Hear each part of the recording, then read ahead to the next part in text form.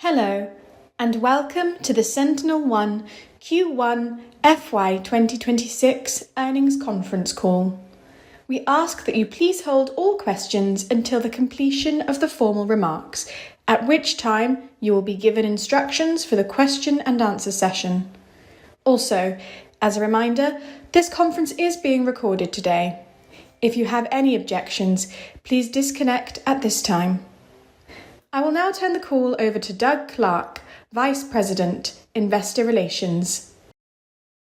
Good afternoon, everyone, and welcome to SentinelOne's earnings call for the first quarter of fiscal year 2026, which ended April 30, 2025. With us today are Tomer Weingarten, CEO, and Barbara Larson, CFO. Our press release and an earnings presentation were issued earlier today and are posted on the Investor Relations section of our website. This call and accompanying slides are being broadcast live via webcast, and a replay will be available on our website after the call concludes.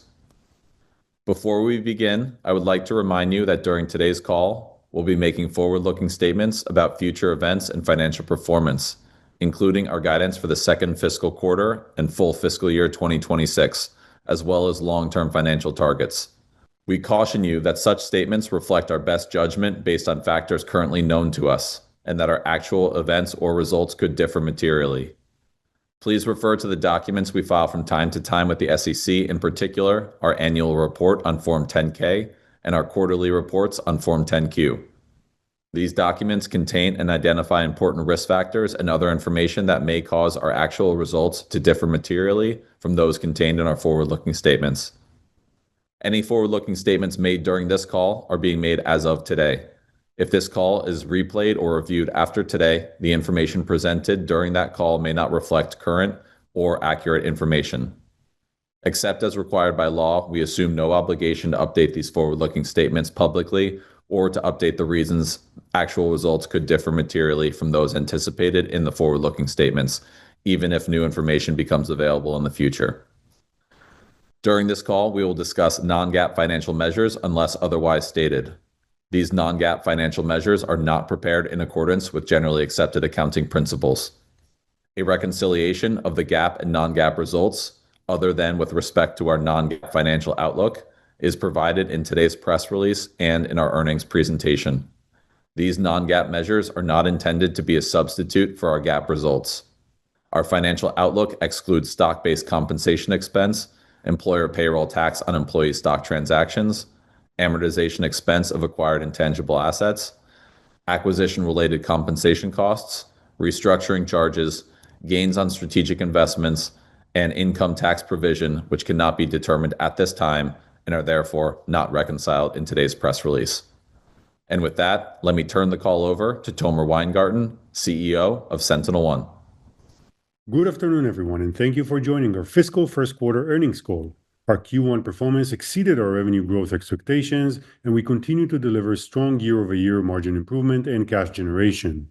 We delivered revenue growth of 23% alongside record free cash flow margin of 20%, demonstrating top-tier growth and operating leverage as we approach $1 billion in scale and sustained profitability, an incredible milestone. We continue to solidify our position as a technology leader across key growth categories of AI, cloud, data, and endpoint. Our Singularity Platform is setting new benchmarks across the industry for AI-powered cybersecurity, delivering industry-leading performance and operational resilience. Let's first turn the discussion to our latest platform innovations and customer momentum. With our land and expand platform strategy, we're protecting more enterprises than ever before. In Q1, we continue to expand our customer base and grow platform adoption across AI, cloud, data, and endpoint. We're increasing our market share in each of these categories. For instance, Purple AI achieved triple-digit year-over-year growth in quarterly bookings, underscoring strong market demand and momentum. It also achieved an attach rate that exceeded 25% across subscriptions sold in the quarter, demonstrating a strong start to the year and accelerating customer adoption of our AI security solution. In Q1, we also introduced the Unified Cloud Security Suite, bringing together cloud workload and runtime protection, cloud security posture management, cloud detection and response, cloud data security, cloud identity, and AI security posture management into a single, fully integrated solution powered by AI and our modern data analytics backend. We're delivering cloud security that is designed for real-time defense and operations, and this most recent launch makes it more accessible and easier to deploy than ever before. We're seeing strong traction. Among cloud security opportunities, a Fortune 500 industrial leader was seeking to modernize its cloud security posture. This customer wanted to eliminate coverage gaps left by the incumbent solution and looked at SentinelOne CNAPP for a robust AI-driven approach. Our Singularity Cloud Security Suite seamlessly met their complex requirements and exceeded product performance expectations.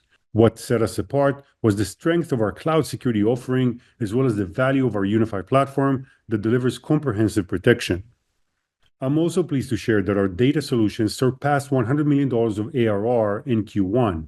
And among AI SIEM opportunities, a large Fortune 500 retailer faced significant challenges around soaring Splunk costs, operational inefficiencies, and the complexity of managing multiple logging platforms. Singularity directly addressed these challenges by simplifying operations, lowering costs, and providing a unified intelligent security experience. This win underscores the momentum of our AI SIEM offering and the increasing preference for our modern AI-driven cloud-native data solution. Among endpoint opportunities, a leading Fortune 500 financial institution consolidated multiple security vendors by switching to SentinelOne, reducing overhead and improving performance. Our unified platform and autonomous security were clear differentiators. Overall, our success with large enterprises and platform adoption continues to drive higher ARR per customer, which reached a new record in Q1. In addition to growing our presence with the largest enterprises in the world, we continue to see strong growth in the mid-market. We maintained healthy expansion rates with our existing customer base. Turning to our partner ecosystem, we're constantly deepening engagements, especially amongst our strategic relationships. As AI-driven threats grow more sophisticated, both our partners and our customers are increasingly turning to autonomous security solutions that reduce response time while delivering real-time machine speed protection. To further support this shift, we're making it easier for our partners and customers to access our platform. In Q1, we launched PartnerOne, an entirely reimagined program for MSSPs, incident responders, VARs, and technology partners. It features a streamlined tiering structure, performance-based incentives, and customized enablement resources. The launch of PartnerOne will enable us to reach more customers, increase flexibility, and reinforce our role in the broader cybersecurity ecosystem. In the public sector, we're demonstrating technology leadership and opening new opportunities. Last year, we achieved FedRAMP High authorization for endpoint and AI SIEM. I'm pleased to say that earlier this month, we achieved FedRAMP High authorization for Purple, CNAPP, and hyperautomation across the Singularity Platform. Purple AI is now the first and only cybersecurity agentic AI solution approved for U.S. government organizations. This milestone is an important competitive differentiator and reflects our deep strategic commitment to safeguarding the U.S. government's most sensitive environments. Cybersecurity is national security. While near-term uncertainty around federal budget allocation and spending persists, our broader pipeline and opportunity set remains strong. In fact, we closed a seven-figure renewal and expansion deal with a large federal agency in early Q2. We continue to grow our presence in the federal space, though deal timelines may vary in the near term. We're actively partnering with federal, state, and local agencies, many of which depend on federal funding, and engaging with them at the pace aligned to their considerations. We're proud to support our government institutions and improve the country's cyber defenses. All of this success stems from our focused innovation strategy and technology leadership. Most recently, we earned prominent recognitions across the industry. In April, Frost & Sullivan named SentinelOne the top-performing vendor in both growth and innovation in their 2025 Radar for Endpoint Security. We're also honored to be recognized at the SC Media Awards as both the best endpoint security and the best cloud security. These accolades clearly reflect the strength of our Singularity Platform and the innovation our teams are delivering. At RSA, we announced Athena, the next evolution of Purple AI, showcasing our vision to deliver the industry's first true end-to-end agentic AI platform for cybersecurity. It's time to combine the two most powerful forces in the world, humans and AI. Purple AI understands context, draws connections, and acts autonomously with speed and precision. We're enabling customers to seamlessly connect to third-party data sources, unlocking the full potential of Purple AI for enterprises, regardless of where they are in their data migration journey. Security teams can get faster response times, broader coverage, and scalable intelligent SecOps. With our latest innovations, Purple AI leverages trillions of security-relevant events, resulting in a unique dataset that is continuously tuned, refined, and optimized in partnership with our elite MDR team and extensive MDR partner network. Purple AI's auto triage, now generally available, helps investigate threats, orchestrate multi-step responses, and remediate incidents in seconds. Also generally available is Singularity Hyperautomation. Combined with Purple AI, this allows enterprises to harness no-code, automated workflow capabilities to execute novel detection rules autonomously. For organizations overwhelmed by thousands of daily alerts and manual operations, our autonomous security innovations empower teams to focus on the most critical threats. Let's shift to the broader demand environment and trends we're seeing in the market. Demand for cybersecurity remains strong and resilient. Given the heightened macro uncertainty in April, we observed elongated sales cycles as certain customers paused their spending decisions, impacting our Q1 net new ARR. As a result, we're taking a more measured stance on our full-year growth assumptions. Importantly, we haven't seen project cancellations or lost deals, and our win rates remain strong. We're focused on execution and staying nimble. In parallel, cybersecurity is undergoing a fundamental transformation. Everything from how software is developed or how security is deployed to how outcomes are measured is evolving rapidly. The software model as we know it is undergoing an AI-driven transformation. In a world where threats move at machine speed, legacy siloed tools or complex platforms built around static features are no longer effective. Going forward, cybersecurity also requires a new standard, one where software adapts to the need of the business, not the other way around. In our view, the future of cybersecurity will be powered by integrated data, visibility, and AI-based protection. And that's what we're building at SentinelOne, a source-agnostic, unified security platform powered by the industry's most advanced security AI. Our goal is to simplify security significantly using AI. As the industry advances, we believe our platform and innovation approach will become increasingly critical for any customer in any deployment model across any environment. For years, we've been at the forefront to lead this shift. We, too, have undergone a significant shift through platform evolution in recent years, now with a platform-wide AI-centric approach.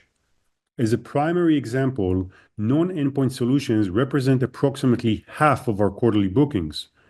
Going forward, we're making our offerings more flexible and even easier to access, adopt, and deploy. We believe this will increase velocity, drive broader platform adoption, and unlock more value for our customers over time. As our offerings evolve, so is our go-to-market, going from a product-centric sales approach to a platform sales strategy. We've made good progress over the past year, and as we look ahead, our training, enablement, and partnerships will continue to evolve. We are confident these changes will support high growth for years to come. In closing, I want to recognize the incredible teams at SentinelOne. Through this dynamic environment, their drive, resilience, and commitment power everything we do. In particular, our teams are working tirelessly every day with prospects and customers to deliver leading security across the world. I'm also grateful to our customers and partners for the trust they place in us every day. We've started the new fiscal year delivering top-tier growth and improving profitability. The future for AI-powered security is approaching, our opportunity is vast, and our differentiation is becoming stronger. With that, I would like to turn the call over to Barbara Larson, our Chief Financial Officer. Thank you, Tomer, and thanks to everyone for joining us today. Let's review the details of our Q1 financial performance and our guidance for Q2 and the full fiscal year 26. As a reminder, all comparisons are year over year, and financial measures discussed here are non-GAAP, unless otherwise noted. We continue to deliver industry-leading growth and strong margin expansion. Our revenue of $229 million exceeded expectations and grew 23%. Revenue from international markets grew 27% and represented 38% of our quarterly revenue as we continue to deliver balanced growth across geographies. Our total ARR grew 24% to $948 million. As Tomer mentioned, macro uncertainty was pronounced in April and impacted our Q1 net new ARR. This is a dynamic time, but we believe we're well-positioned to navigate evolving market conditions.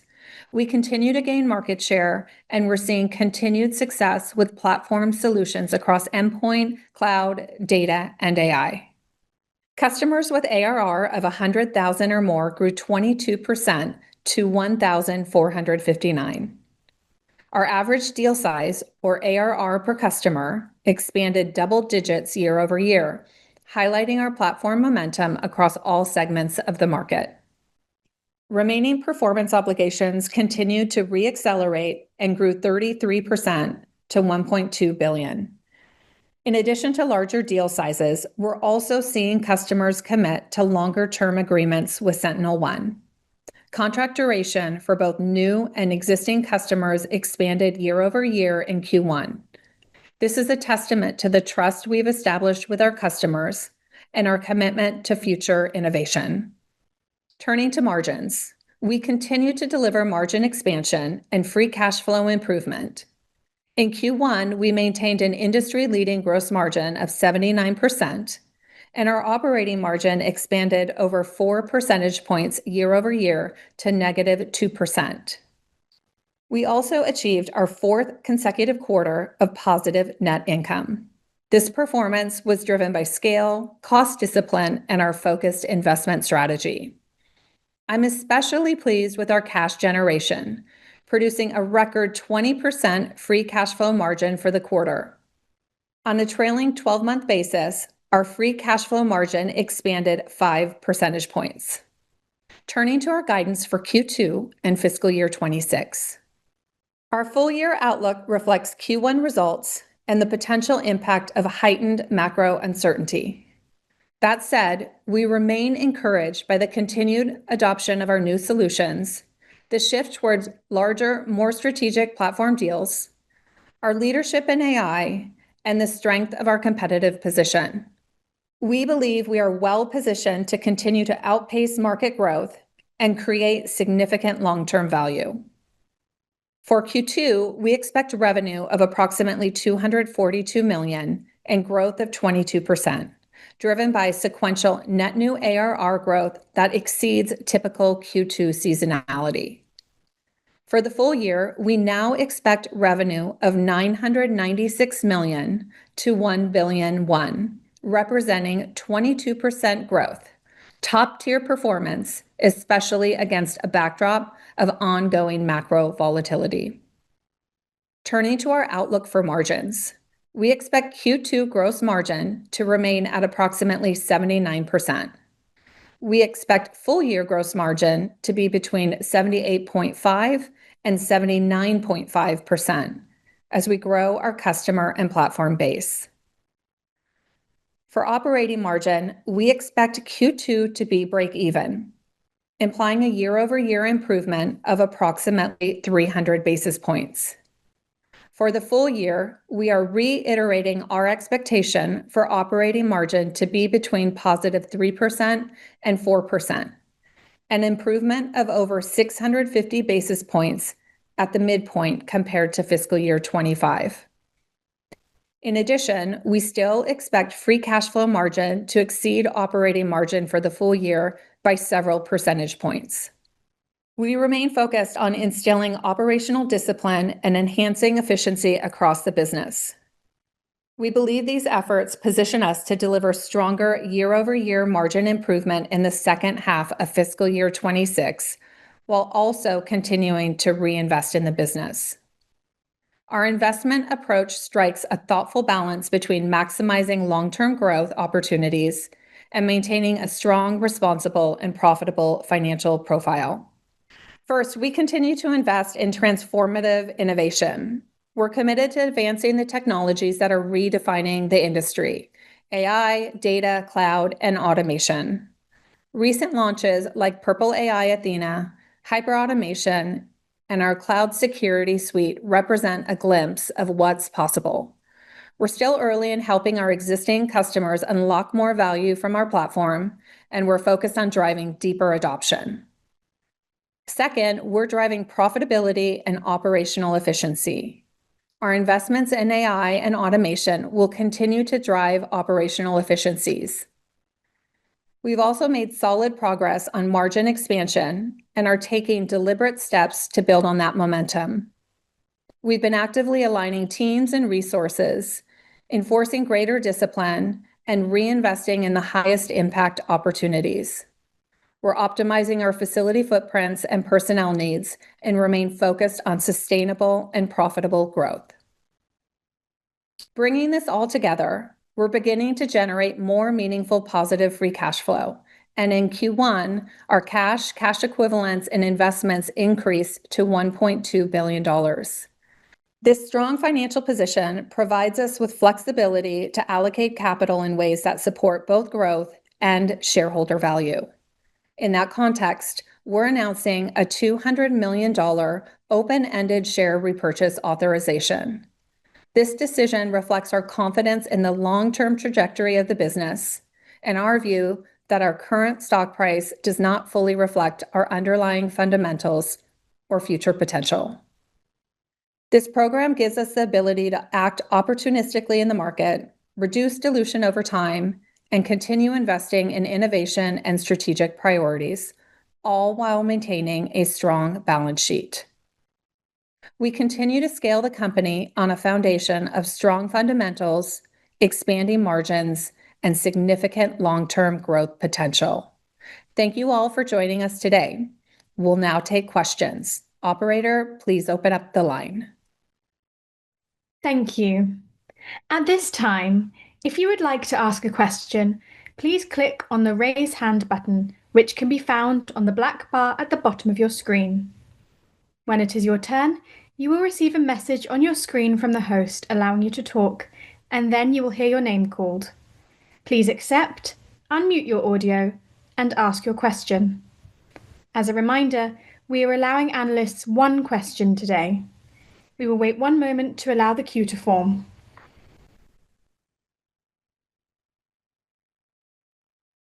Our first question comes from Joe Gallo with Jefferies. You may now unmute your audio and ask your question. Hey guys, thanks for the question. Can you just talk a little bit more about incremental ARR in the quarter? You were expecting net new ARR to grow this year, and it was down materially in 1Q. I mean, was there more churn than expected from deception? Was this a few large deals that slipped or churned? You know, maybe just what gives you confidence that this is macro and not competitive? Thank you. Thank you for the question.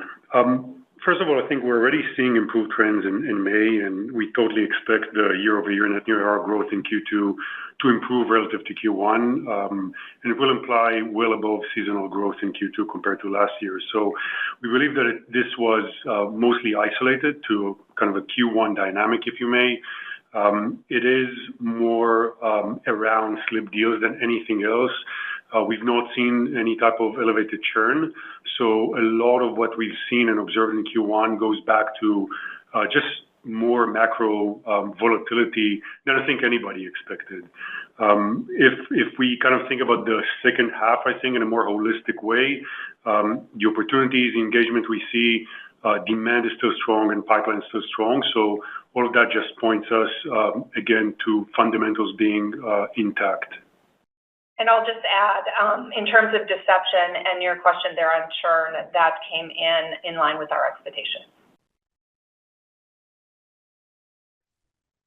Our next question comes from Brad Zelnick with Deutsche Bank. You please go ahead with your question. Great. Thank you so much. Barbara, my question is for you. I just wanted to better understand your guidance assumptions. And does the incremental conservatism assume the April trends persist throughout the year? And just related to that, you know, what did you see in May? And I don't believe in your guidance you've given us any update for ARR, but with the revenue cut on the full year, should we also assume that the 200 million plus or minus ARR target no longer stands? Thanks. Yeah, thanks, Brad. Appreciate the question. So just in terms of the broader piece, I would say our outlook is reflecting underlying kind of new business growth as we move throughout the year. We definitely are seeing improved trends in May compared to what we saw in April, but we're also trying to be thoughtful about the environment and the potential that there might be further unexpected external disruption. So trying to capture that all in our expectations for FY26. As you noted, our revenue guide, we did decrease that by 1%, and you can assume that means our internal expectations around net new ARR came down a slight bit as well. Our next question comes from Gabriela Borges with Goldman Sachs. Please go ahead with your question. Hi, good afternoon. Thank you. Tomer and Barbara, I was hoping you can give us some more specific commentary on what customers were telling you with the slipped deals. We understand the general macro uncertainty, but are customers saying, for example, that they expect to have more certainty later in the year? Are you expecting the slipped deals to close in the July quarter? Is it perhaps going to take longer? Help us marry the broad economic commentary to the specific SentinelOne commentary. Sure. Let's maybe start a bit more high level. The macro backdrop changed in Q1. I think for a lot of folks that was fairly unexpected, especially in April, which is our largest month of the smallest quarter. So we observed longer sales cycle, and I think customers basically paused their spending decisions for a few weeks. We have not seen any deal cancellations. I think as we look ahead, unknowns around federal purchasing, global trade, all of that is still present. So we're trying to be mindful and reflect that in our outlook. Second, and positively, we do expect 22% growth this year. It's a top-tier growth rate, especially in a challenging environment. So our success with large enterprises, the platform adoption continued to drive higher ARR per customer. That actually reached a new record in Q1. So we're seeing many positive factors, but at the same time, it's really clear that we're trying to create some more room to be able to digest better any potential further disruption. This environment is proving to be very unpredictable on almost a daily or weekly basis. So we're just trying to take a more tapered approach as to our growth expectations. As we mentioned a couple of times, trends have definitely improved in May. We're starting to see more and more progression in the enterprise and in federal sales. So that's definitely encouraging. Again, the demand overall is still strong. Win rates are strong. And as you see more platform adoption, I think that what gives us the confidence that most of the drivers are there. Disruption is the part that we cannot just predict on our own accord. Our next question comes from Ittai Kidron with Oppenheimer & Co. Please go ahead with your question. Thanks. I appreciate it. Tomer, maybe you could talk about the progression of the productivity and the bundle sale. How's that moving along? Where would you like to see some more improvement? And also with respect to the elongated sales cycles, can you be a little bit more specific with respect to region? Was this just North America or globally? And also by vertical, was this a little bit more pronounced in some verticals versus others? I'll start with the latter question. I think we've seen it all around in different pockets. Definitely more pronounced, I think, in larger deals than in the enterprise, but definitely globally. Mid-market was still very strong for us in the quarter. As to what we're seeing out there, there's no question that when we talk to customers today, the breadth and depth of our platform is significant, and we're working to actually make it more flexible and easier for customers to consume more parts of our platform. One example of that could be our Purple AI offering. Once we've introduced that into our foundation package, it immediately drove more and more adoption and a price uplift. So as we progress to the second half of the year, our ability to deploy complete flexible procurement for our entire platform, we believe is going to drive more adoption of the modules that we have. Our data business crossing $100 million in ARR, that's a great milestone for us. Both of these parts of our business, AI plus data, are growing significantly. They are the major drivers of the business, and at this point in time, and we believe that will fuel growth for years to come. So when you couple all of that and you allow customers to consume any part of your platform, I think this we're going to start seeing some meaningful accretion just by changing our bundling structure, moving away from a product-centric approach and into a platform-wide approach. Our next question comes from Saket Kalia with Barclays. Please go ahead with your question.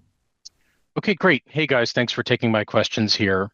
Tomer, maybe for you, maybe just hitting on that data point that you made. Can you just talk a little bit about the SIEM market right now? It just seems like the velocity of competitive displacements are picking up there for you as well as competitors. So how do you sort of think about that and maybe the pipeline of those types of displacements going forward? Sure. First, I would say it's not only displacements. I think in many cases you see augmentation. In many cases you see net new data where people are looking to store in more effective, automated, and AI-driven solutions. So you're seeing a lot of different dynamics play out. I think one of the things that we kind of mentioned throughout the prepared remarks is our ability, which we launched at RSA, to actually tap into existing SIEM providers and allow them to really enjoy, or allow customers to really enjoy our AI capabilities without the need to move data at the point of deployment. And I think what we're seeing more and more is that for especially the larger customers, they have data in many different stores. Rarely do you see one place with all the data. And I think allowing customers to unify the data, whether with migrating it or in a migration-free mode, I think really opens up how you think about applying AI to enterprise data. There's definitely more and more interest in cloud-native SIEM solutions or data lakes, both because of the cost benefit, but I think more importantly, because of the need to start addressing threats and issues in real time, which if you look at the legacy providers, I think that's the point where they're struggling significantly. None of these systems were designed to run in real time. Most of these systems have very significant latency, and these are deep architectural issues that they have. They're not going to be solved overnight or maybe at all. And I think that's what's driving a lot of the desire for customers to look at new solutions. And I think as customers are doing that, especially in this new brave AI agentic world, they want these new solutions, these new data solutions to already be embedded with AI. And that's exactly what our AI SIEM is able to provide out of the box. Our next question comes from Tal Liani with Bank of America. Please go ahead with your question. Hi, Tomer. I have a strategic question. I think I asked you the same question 2 years ago, and I'm going to ask the same question again because on one hand, the pipeline is strong, and your space is extremely attractive, but you are 1/5 of the size of your biggest competitor, and you're growing at the same rate. And with all these new products and new activities and things you're successful at, what needs to happen for the company to outgrow this just because of your small size? And what areas do you think can drive up this growth acceleration in the future? Thanks for the question, Tal. Yes, I remember it from 2 years ago. I think we're in a different revenue scale nowadays. At the same time, I think the biggest difference that you're seeing with us versus pretty much every other incumbent in cybersecurity is the amount of actual new logo that we're adding versus, I think, the motions of others. I also fully suspect that for us, in what you're seeing today in cybersecurity, the different solutions that are out there, I'm almost certain that in a year time, 2 year time, the requirements for cybersecurity are going to be changing dramatically. And I think that we already have been leading with our AI offerings. We'll continue to expand that lead into the future. We're still running at a top-tier growth rate across every software vendor out there pretty much, not just our competitors. So all in all, again, we're one of the biggest cybersecurity providers in the world today, and we're going to continue to grow. So to us, it's only about putting the right types of products and solutions into the hands of customers. This market is incredibly big, and we're focused on our own path. Our next question comes from John DiFucci with Guggenheim. Please go ahead with your question. Thank you. My question is for Tomer. Tomer, you talked about the macro backdrop, which we understand is something you can't control, but you also spoke about go-to-market moving from product-centric to a platform strategy, which is something that is under your control. I know this has been happening, but can you talk further about what this means and the likely impact on sales timing? Did this also come into play at all this quarter's results and your slight lowering for the year, or was it just all macro driven? And by the way, nice job on the free cash flow, Barbara, and the share buyback says a lot. So thanks. Yeah, thank you for the question. Look, I think as we called in the script, the go-to-market evolution, part of our journey is continuous. So there wasn't anything specific in Q1. It's very clear that as we put forward more of our AI-based offerings and we're expanding the suite of AI capabilities that we have, that changes the way that we talk to customers. It changes the way that we build customers. It changes the way that we lead our conversations, especially if you couple that with what I mentioned earlier, the move towards more flexible, structures for customers, the ability to consume the entire platform. These things don't happen overnight, but I do believe, we're getting better and better because of these things. So if anything, as we deploy more capabilities to customers to consume more of our platform, that should allow us to actually improve on our efficiency and our ability to really drive further gains as we think about our sales force and what each and every seller can potentially sell or talk to a customer about. So all in all, go-to-market is a ever-going evolution, I would say, especially in a market that's changing, especially when technologies are changing. I think that we're looking today at our platform as one of the preeminent platforms in the space. The amount of offerings we have is significant. Our data and AI leadership is significant. So for us, it's really about honing in on these areas of our business and shifting away from what was a very product-centric, type of go-to-market motion for us. It always had some complexities with, enablement and training, and we called that out also in the prepared remarks. But outside of that, these would be net positives for the business going forward. Our next question comes from Brian Essex with JP Morgan. Please go ahead with your question. Hi, can you hear me okay? We can hear you. Oh, great. Thank you. Thank you for taking the question. I guess, Barbara, this one's for you. Prior to your joining, I think the company had talked about being growth constrained because of the focus on margins. And now we've kind of approached break-even levels, and the outlook, for profitability and cash flow looks a little bit better. But what I'd like to understand is, where are you seeing incremental cost savings within the company? And then on the other side of that, where are you investing incremental leverage? Where are you seeing the greatest return? And how can we think about the way that those initiatives can drive better growth ahead? Thanks for the question, Brian. In terms of growth versus profitability, I would just say, we remain focused on investing for efficient growth. We've been driving meaningful efficiencies across the business, so realigning teams, and also making more targeted investment in key growth areas, as well as away from growth areas that aren't key to us. So that included deception last quarter. So all trying to, focus on efficiency as well as growth and continue to scale the company. From an investment focus area, we are continuing to invest in AI-based innovations across all of our solutions, endpoint, cloud, data, and Purple. And just really given the market environment, we're really leaning into strengthening our go-to-market presence, both sales and marketing.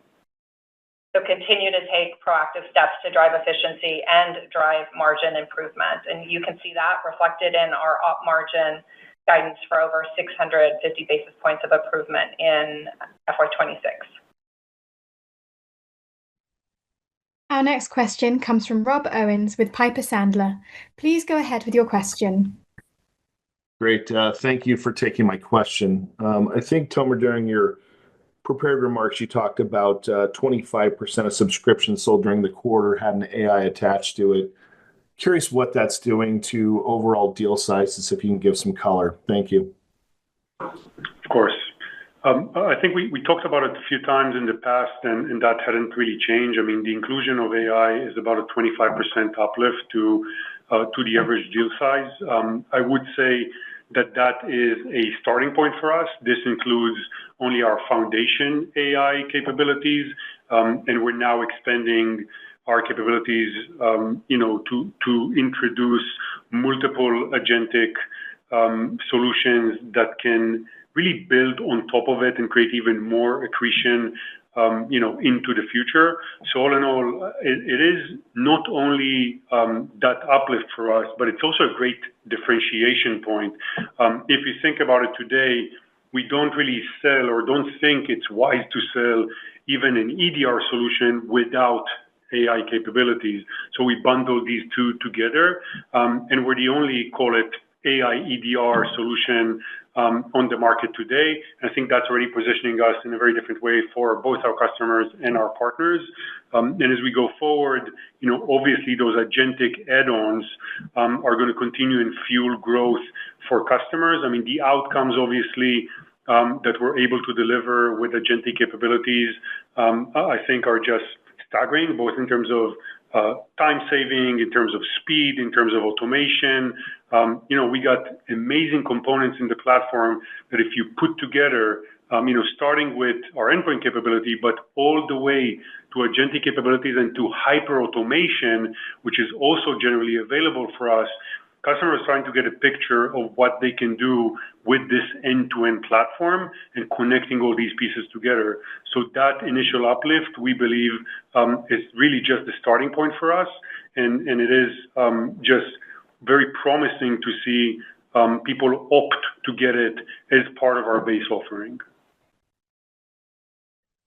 Our next question comes from Trevor Walsh with Citizens. Please go ahead with your question. Great. Thanks for taking my question. Barbara, maybe for you, I appreciate the color that you gave around free cash flow outlook for the year, that trending just kind of ahead of the operating margin. Could you maybe just give us a sense of how that'll kind of flow over the next couple of quarters, like if that'll just look kind of similar to the seasonality that we saw last year? And then relatedly, does the share repurchase program kind of change your point of view just overall strategically around doing M&A transactions at all? Thanks. Thanks for the question. So you're right. We continue to expect free cash flow margin to exceed operating margin for the full year by several points. I think from a seasonality trend, Q1 typically tends to be our biggest free cash flow quarter. You'll see that trend down in Q2 and Q3, and then trend back up in Q4. So pretty typical seasonality from a cash flow perspective. And then on share repurchase, I would just say, overall in terms of, the timing, why now? We've started to generate more meaningful positive free cash flow.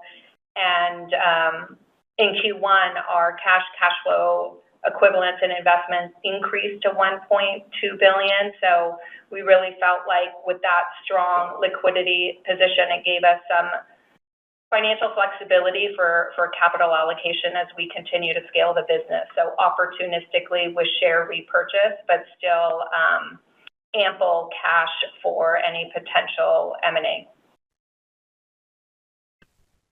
Our next question comes from Adam Tindall with Raymond James. Please go ahead with your question. Okay, thanks. Good afternoon. Barbara, I just want to kind of get this out there. Guidance has been a little bit cryptic, and it's creating some issues where we mismodel. So if I could just run through a couple things for clarification for everybody. When you say net new ARR in Q2 to be above seasonal, if I look at the last couple of years, it's up $6 to $7 million sequentially. Does that mean up 10 million and high 30s for net new ARR? So just put some parameters around that. And as you think about kind of throwing out a guide like that for Q2, this above seasonal, if we look at Q4, Q1 on ARR, they've been in line to misses. Why set that expectation for Q2? What gives you confidence to do this above seasonal? And you're just trying to avoid rolling into a similar situation where expectations are too high and the stock's down double digits in the after hours. Thanks. Thanks for the question. So in terms of Q2, outperforming, I would think of that in terms of our sequential growth rate in Q2. If you look at that last year, it was about 16% and the prior year as well. So expectation for this Q2 is roughly double that sequential growth rate. What gives us confidence is really we've seen the environment improve in May, so we're encouraged by the activity that we're seeing in the first month of the quarter, as well as the pipeline we have for Q2. Our next question comes from Peter Weed with Bernstein. Please go ahead with your question. I appreciate your candor and detail associated with the activities that went on this quarter and how you've rolled that through the year. But one thing that I realized I didn't feel like I had clarity on is when you talked about the impact this quarter and some deals pushing, was that a bigger effect on existing customers and renewals and expansion, or was that more of an issue associated with new customers? And what maybe can we take away from the customer profile on kind of new versus existing and the strength of the business? It's a great point. I mean, we're one of these, singular vendors out there that if you kind of look on average, 50% of the business that we do every quarter is actually with new customers, net new customers. So when we're looking at some of these dynamics, I mean, they're definitely more prevalent, and I would say almost all prevalent with new logos, which is why we believe, again, we're trying to just create a more digestible mode for us should any further disruption in the macro environment happen. So to us, again, one of our strategic pillars is to continue and grow new logos, which we're doing, I think, in a great way and have been doing in previous years. And that dynamic where customers are choosing to sometimes wait or just kind of observe what's happening with the environment before they commit to a deal is definitely more of a net new customer dynamic. With that, our existing upsell and cross-sell motion is also incredibly strong, and we're making adjustments, again, to just be able and to be in a place where at our scale, we can digest any of these, humps towards any point of the year in a slightly more predictable way. Our next question comes from Shaul Eyal with TD Cowen. Please go ahead with your question.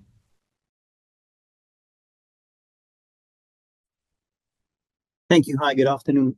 Thank you for taking my questions. I want to try and build on Brian Essex's question, maybe a little differently.